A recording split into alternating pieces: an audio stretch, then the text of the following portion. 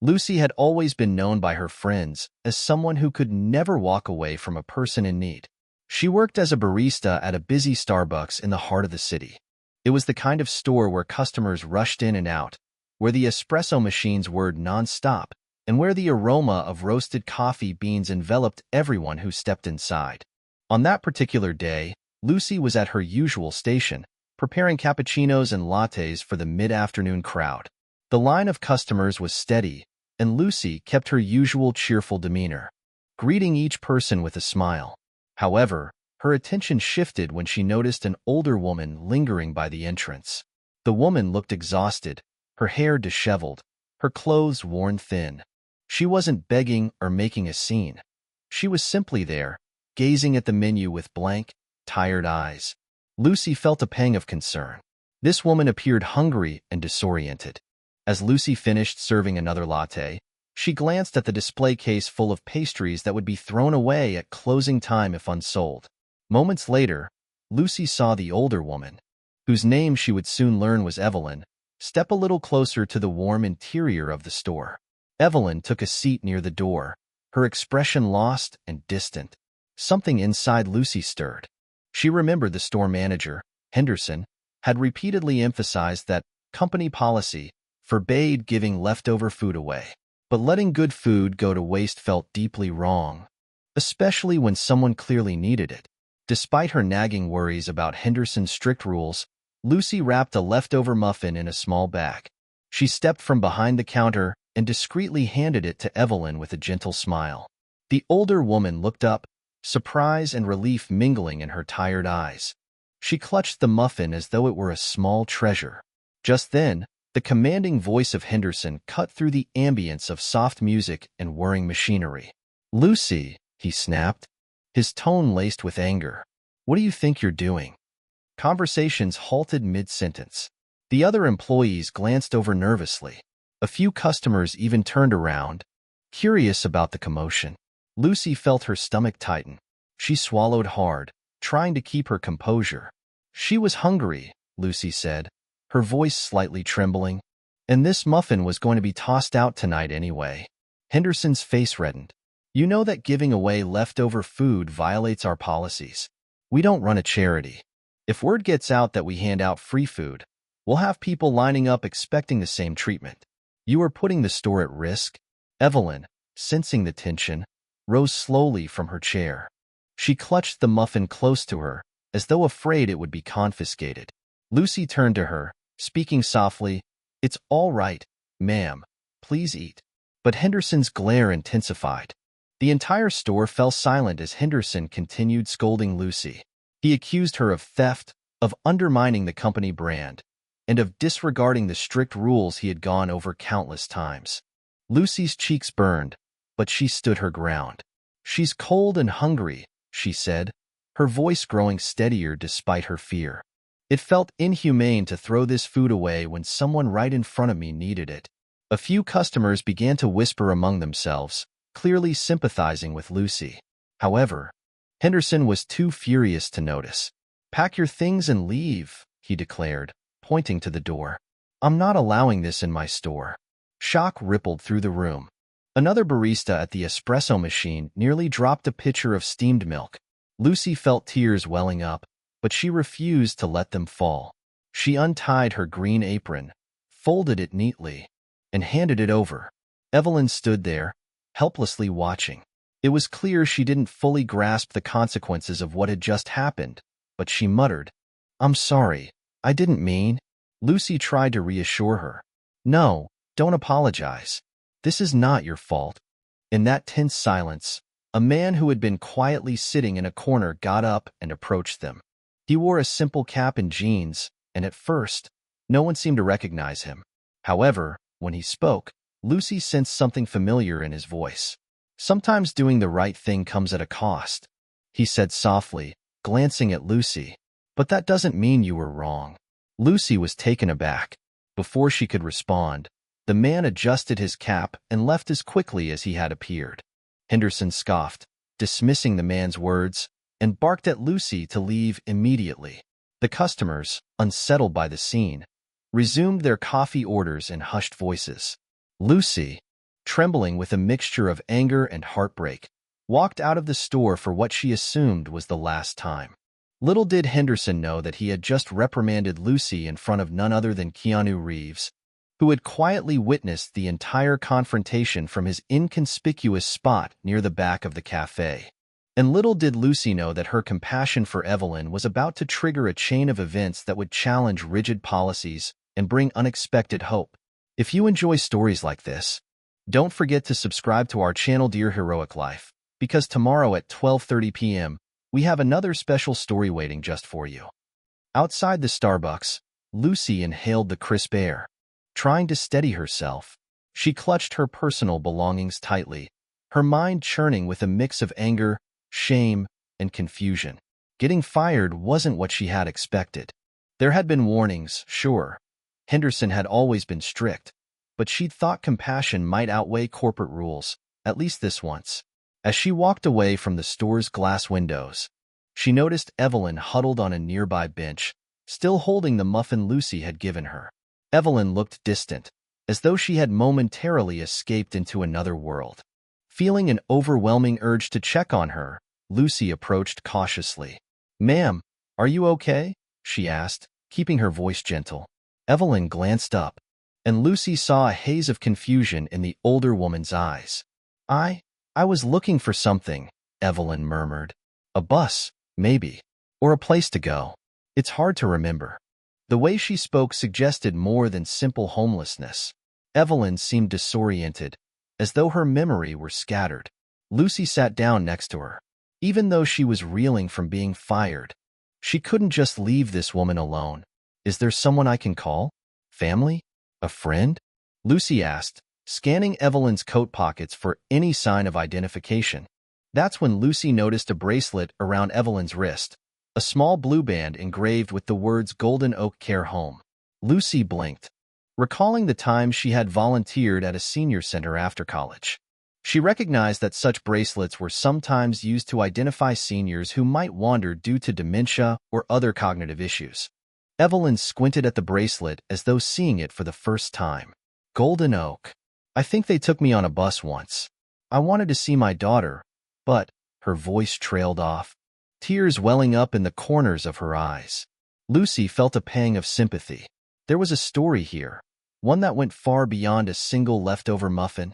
She gingerly took Evelyn's hand, mindful of not overwhelming her. "Let me see if I can help you get back. Golden Oak Care Home. It can't be too far from here," Lucy said, trying to muster positivity despite her own troubles. Suddenly, Lucy heard a familiar voice behind her. "Mind if I lend a hand?"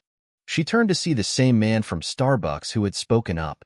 This time, she recognized him fully, Keanu Reeves. The realization left her speechless for a moment, but she quickly shifted focus back to Evelyn.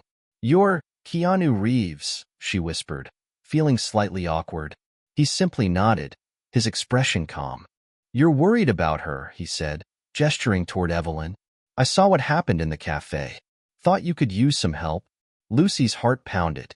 She found it surreal that a major movie star was standing here, ready to assist a stranger in need. Yet there was a warmth in Keanu's gaze that put her at ease. "I need to figure out how to contact Golden Oak Care Home," Lucy said softly. "I think Evelyn got separated from the staff or something." With that, Keanu pulled out his phone, quickly searching for the facility online. It was only a few miles away, but to Evelyn, it might as well have been halfway across the country. Within moments, Lucy, Keanu, and Evelyn were all in a taxi heading toward Golden Oak. During the ride, Evelyn gazed at the passing streets with a faraway expression, occasionally muttering phrases about a bus that never came and my daughter, Diana. Lucy tried to soothe her, patting her hand and offering reassuring words. Keanu, for his part, sat quietly, but his presence radiated calm support. When they arrived at Golden Oak's address, a modest building with a tidy garden in front, Lucy felt a ripple of relief. Upon stepping inside, they were greeted by a startled nurse named Kay, who recognized Evelyn immediately. Kay's eyes filled with equal parts relief and shock. "Evelyn, where have you been? We've been searching for you everywhere," she exclaimed. Evelyn didn't have the words to answer, but she clutched Lucy's hand tightly. A supervisor named Harriet soon joined them, tears brimming in her eyes. Evelyn's been missing for weeks. We feared something terrible had happened, Harriet explained, her voice trembling. Her family was so worried. She wandered off during a scheduled walk outside, and we couldn't track her down. Lucy realized the weight of what Evelyn must have endured. Weeks on the street with no clear sense of direction or memory. It was a miracle she hadn't been harmed. Harriet expressed deep gratitude toward Lucy and Keanu for bringing Evelyn back. "You have no idea how relieved we are," she said, gently guiding Evelyn into a wheelchair for a brief medical checkup. Lucy felt a swirl of emotions. Shock at how Evelyn had been out there alone for so long, sorrow for the confusion the elderly woman faced, and a burning anger at how her simple act of compassion at Starbucks had resulted in her own dismissal. But she also felt an undeniable warmth from having played a part in reuniting someone vulnerable with a safe environment.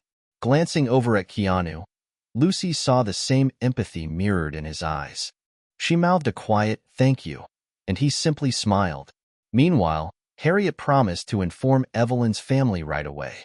Her daughter, Diana, passed away some years back, but there are relatives who've been trying to locate her. They'll be overjoyed, and maybe a little shocked, when they learn how Evelyn was found, Harriet said, nodding toward Lucy and Keanu. Though Lucy still felt the sting of losing her job, she realized life had just dealt her a larger purpose that day. She wasn't sure what would happen next, but she knew one thing.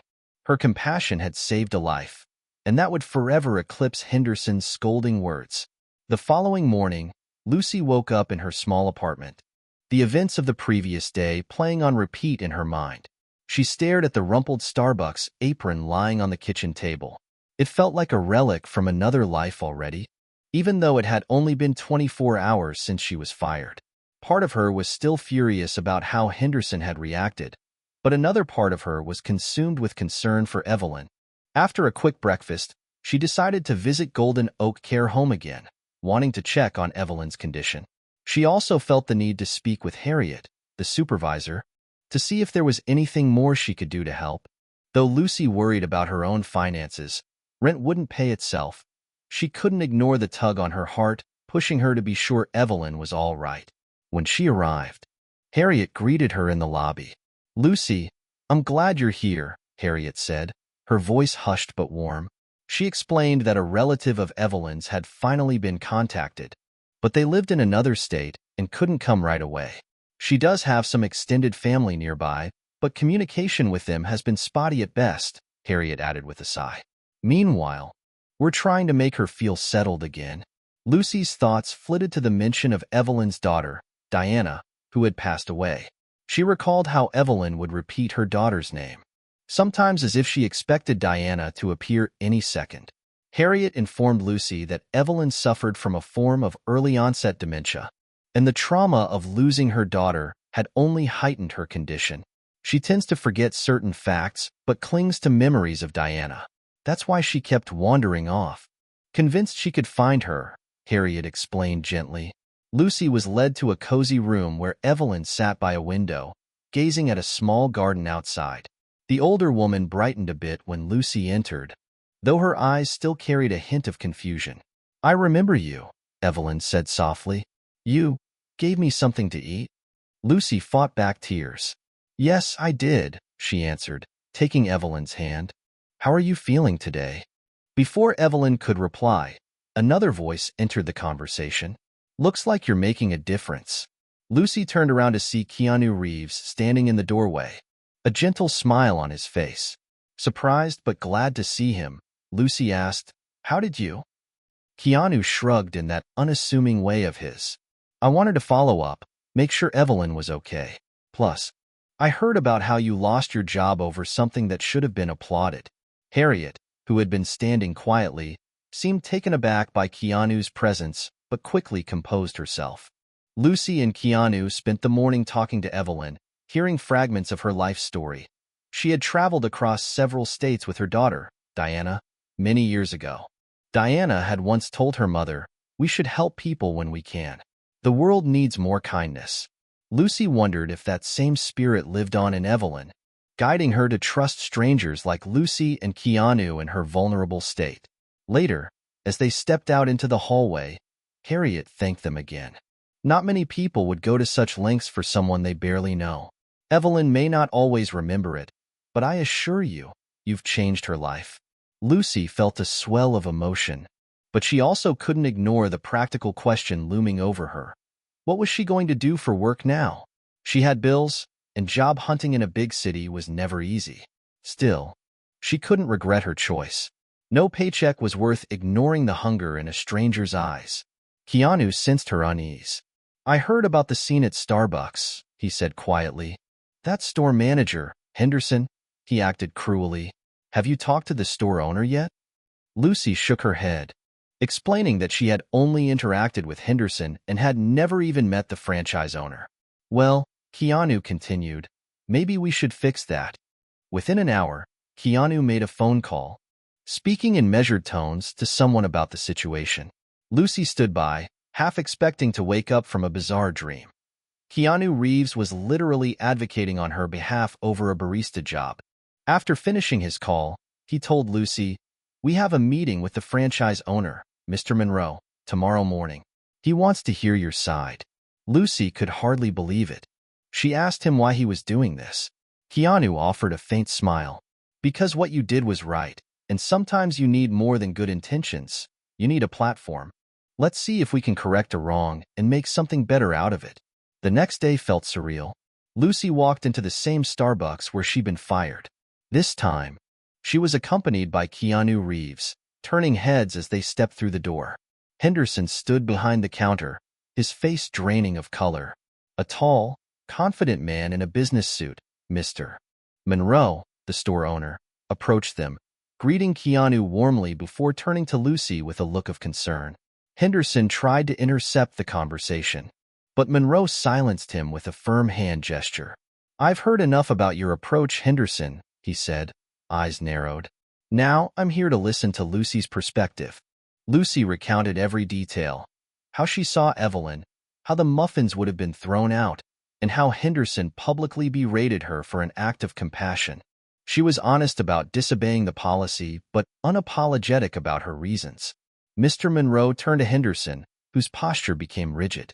We're supposed to be community-oriented, Monroe said coldly. Clearly, we're not in the habit of making employees feel like criminals for basic kindness. Consider your position here on thin ice. Lucy's heart pounded, uncertain of how things would unfold. But then Monroe surprised her. Lucy, if you're open to it, I'd like you to come back under different management. And I'd like to talk to you about a special project, maybe a way to use leftover food responsibly, rather than tossing it. For a moment, Lucy was speechless. Keanu placed a hand lightly on her shoulder as though to say, you see, good things can happen. Henderson, seething, tried to protest about corporate policies, but Monroe cut him off.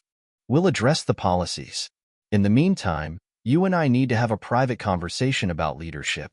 The tension in Henderson's jaw spoke volumes, but he remained silent. Lucy exhaled a breath she hadn't realized she was holding. She accepted Monroe's offer, though she insisted on a condition. We have to partner with local shelters or care facilities like Golden Oak to give them the extra pastries and sandwiches we can't sell. That's how we prevent waste and help people like Evelyn. Monroe nodded thoughtfully. Let's discuss the details, Lucy. I'm open to your ideas. Though Lucy knew everything wouldn't magically be perfect overnight, she felt hope flicker. Evelyn was safe. She herself had a second chance, and maybe this entire controversy could turn into something good. 2 days later, Lucy and Mr. Monroe met at a local diner to discuss implementing a plan for redistributing leftover Starbucks pastries and sandwiches. Keanu joined them as well, though he mostly sat back and listened, letting Lucy take the lead. Lucy proposed partnering with community organizations that could efficiently collect unsold food and distribute it to people in need. She had researched a handful of nonprofits that focused on feeding the homeless, as well as elderly care homes like Golden Oak. Mr. Monroe was surprisingly receptive. He explained that the corporation had strict guidelines, often citing concerns about liability and brand image. But maybe it's time we explore the possibility of a broader collaboration. He admitted, sipping his coffee. Lucy's eyes lit up with enthusiasm, describing how so many large cities already had programs bridging the gap between food waste and hunger. She made sure to mention Evelyn's situation, emphasizing that a simple act of kindness had literally helped save a life. Keanu chimed in occasionally.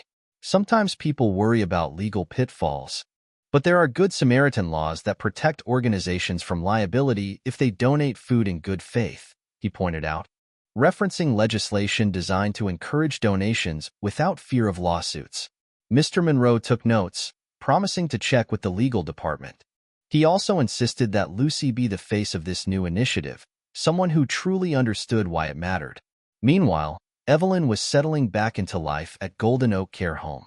Harriet phoned Lucy that same afternoon, sounding relieved and hopeful. "Evelyn remembers you," Harriet said. "She told me you gave her something warm and sweet, and that you and a kind man brought her home." Lucy felt tears prickling her eyes. "Can I come visit soon?" she asked, and Harriet eagerly agreed. After finishing her meeting with Mr. Monroe and Keanu, Lucy headed straight to Golden Oak. She found Evelyn sitting in a lounge area, quietly flipping through a photo album that Harriet had given her. The pictures showed happier times. Evelyn with her late daughter, Diana, on various trips. There was a photo of them by a lighthouse, another in a floral garden. Though Evelyn's memory flickered in and out, these images seemed to bring her comfort. When Lucy entered, Evelyn recognized her and reached out. "You came back," she whispered, her voice shaking with emotion. "I have trouble remembering, but I know you helped me. And there was a man. He was quiet, but kind." Lucy smiled, explaining that it was Keanu who had also helped. Evelyn nodded, though it wasn't clear how much she retained. They spent an hour looking at the photo album together. Evelyn pointed to a snapshot of her daughter wearing a bright yellow scarf. "Diana always said the world would be kinder if we each did our small part," she murmured, her voice trembling with fondness and sorrow. Lucy felt the truth of those words resonating deeply. Harriet joined them, mentioning that Evelyn's extended family had promised to visit soon. The conversation then drifted toward the bigger issue of how many elderly individuals like Evelyn ended up lost or homeless due to memory impairments. Sometimes they just wander off.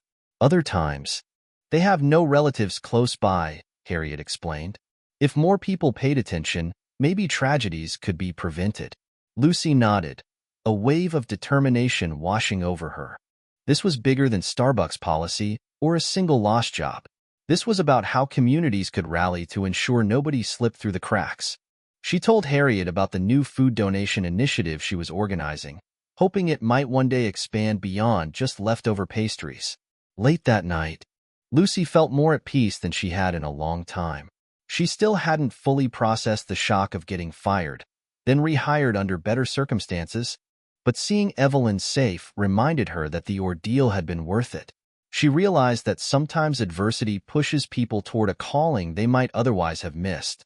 The following morning, Lucy woke to a flurry of text messages. Friends who had witnessed her firing in Starbucks were sharing posts on social media about the incident. To her surprise, many were supportive, calling her a hero for standing up to rigid policies and defending an elderly woman. Some local news outlets had even picked up the story, though Lucy felt a little uneasy about the sudden spotlight. At around noon, Lucy's phone rang. The caller ID read Golden Oak. She picked up, bracing herself for any number of possibilities. But Harriet's voice was filled with excitement.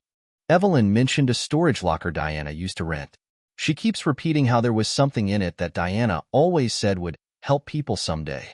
We asked her relatives, and it turns out that locker is still active. They've never gotten around to clearing it. Lucy's heart quickened. What did that mean? Harriet continued. Evelyn wants you to come with her when they open it. Lucy agreed immediately. By the time she ended the call, she realized she was smiling. The sense of purpose that had felt so shaky days earlier was now crystal clear. She would do whatever she could to help Evelyn, even if it meant unraveling a decades-old secret locked away in some storage unit. When she shared the news with Keanu, who had just finished a phone call with Mr. Monroe, he raised an intrigued eyebrow. Sounds like there's a story waiting to be told, he observed. Let me know when you go. I'd like to see it through. Lucy couldn't help but marvel at how quickly life had changed. From losing a job to forging a new path. From meeting a Hollywood star to forging a real connection with someone who had once been a stranger on a bench. Yet she sensed there was more to come, especially with that mysterious locker, and the possibility that Evelyn's past might offer new insights into the future. Within a week, Lucy found herself accompanying Evelyn, Harriet, and Evelyn's adult nephew, Daniel, to a small storage facility on the outskirts of town. The place was lined with identical metal doors, each concealing a different chapter of someone's life. Evelyn clutched Lucy's hand tightly, looking both nervous and excited. She wore a simple cardigan, and her eyes darted from sign to sign as though trying to piece together a puzzle. Daniel led them to Unit 136 and paused, inserting a key into the padlock. "I've never been here before," he confessed. "My family didn't realize Aunt Evelyn was paying for this all these years, and she never spoke about it." With a gentle twist, the lock clicked open, and Daniel lifted the rolling door. Dust motes danced in the faint overhead light, revealing a stack of boxes, an old trunk, and a few pieces of mismatched furniture. Lucy's gaze swept across the items, wondering what Diana, Evelyn's late daughter, had wanted to preserve here. Evelyn moved carefully into the space, her steps unsure but determined. She pointed at a box in the corner. "Diana said it would help people someday," she whispered. "She always wanted to make the world better." They pried open the box to find neatly organized files, journals, and pictures. Inside were sketches and plans for a charity initiative Diana had apparently been developing before her passing. Ideas for a community center that would provide everything from tutoring to free meals for homeless seniors. Lucy's throat tightened as she flipped through the pages.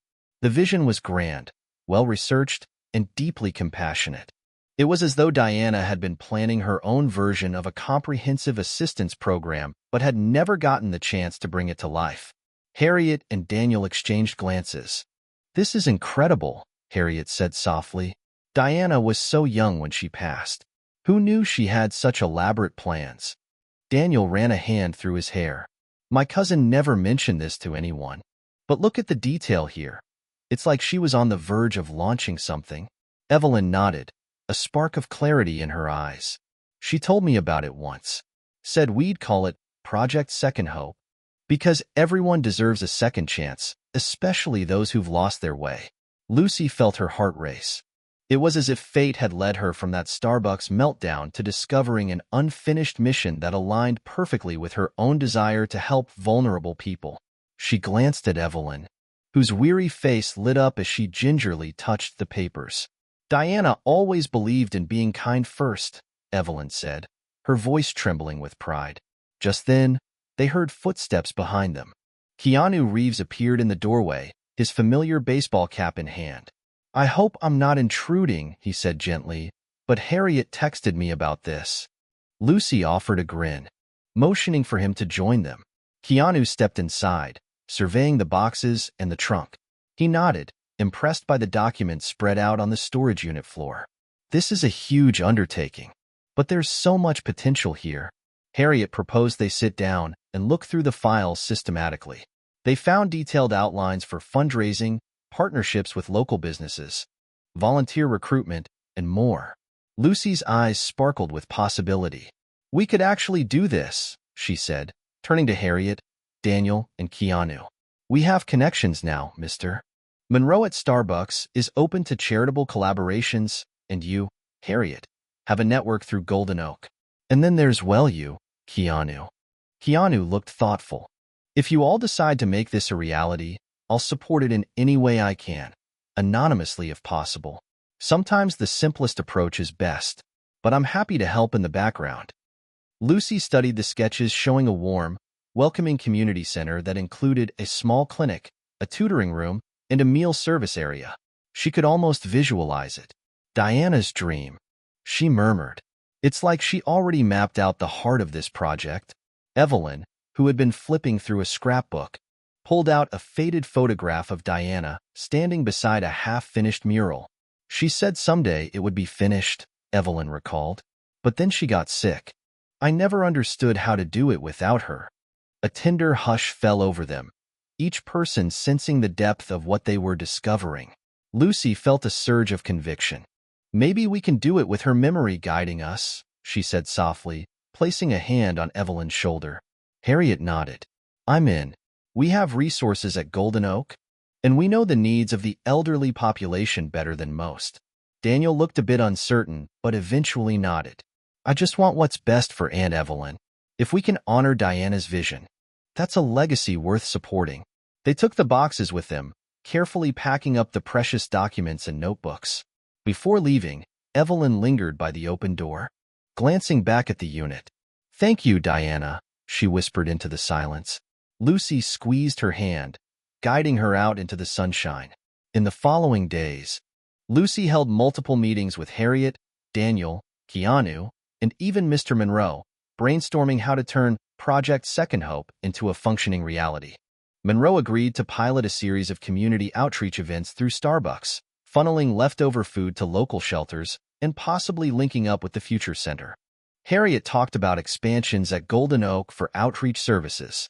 Daniel worked on connecting with potential donors. Though Lucy had never imagined her life taking such a path, she felt a renewed sense of purpose that overshadowed the bitterness of getting fired. Indeed, it felt as though the confrontation with Henderson had acted as a catalyst, fueling a far bigger and brighter mission. One afternoon, Lucy returned to Starbucks for the first official leftover food handoff. A local shelter arrived with a small van. Baristas in the store, minus Henderson, who had been replaced, worked efficiently to package unsold pastries, sandwiches, and salads. Lucy could hardly believe that a store once so rigid about throwing food away was now leading by example. Standing outside, wearing a new Starbucks apron with the words "Community Outreach" stitched on it, Lucy loaded boxes onto the van. She glanced up to see Evelyn, Harriet, and even Keanu looking on proudly. Lucy's heart felt full. She hoped Diana would be proud too, somewhere in spirit. Lucy's life changed in ways she never expected the day she offered a muffin to a homeless, elderly woman. That single act of kindness set off a ripple effect, exposing flaws in rigid corporate policies while also illuminating the power of empathy. Through adversity, Lucy found her true calling, championing the very people society often overlooks. Meeting Keanu Reeves in that Starbucks was a stroke of fate, but his involvement simply highlighted a universal truth. Anyone, famous or not, can stand up for what's right. Evelyn's story also reminds us of the fragility of memory and the importance of caring for our most vulnerable neighbors. Her confusion in a chaotic world prompted Lucy to take steps that would end up reshaping her own destiny. As a result, Golden Oak Care Home reconnected Evelyn with safety and comfort, and Lucy discovered Diana's unfinished dream, Project Second Hope. It's easy to feel powerless when confronted with vast social issues like homelessness, dementia care, and food waste. Yet Lucy's journey proves that small gestures can create massive waves of change. From leftover pastries to the founding documents of a future community center, kindness and determination became the driving forces behind a better tomorrow. Today, Lucy stands at the forefront of a growing network that provides resources for those in need. In honoring Diana's vision, she's found her own. And as for each of us, Lucy's story serves as an enduring reminder. A single moment of compassion can change multiple lives, including our own.